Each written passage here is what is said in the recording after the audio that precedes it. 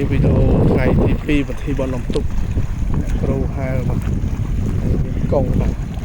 កងពីក្រោយអ្នកគ្រូបងប្អូនបាទហើយយើងមើលថ្ងៃរះបងប្អូន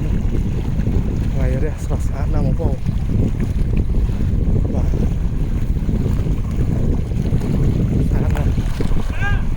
បាទ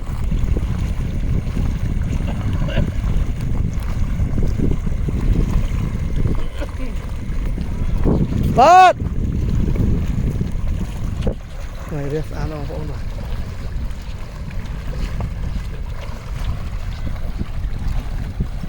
ចូលអ្នកគ្រូហៅបានឆ្ងាយមកអ្នកគ្រូ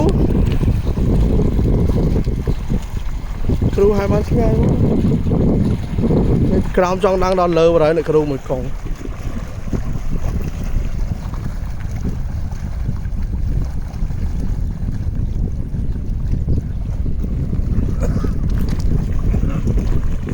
បាទបងប្អូននេះអូចូលអ្នកគ្រូខ្លាំងអ្នកគ្រូតាំងពីក្រោមមកដល់លើតន់ឈប់ផង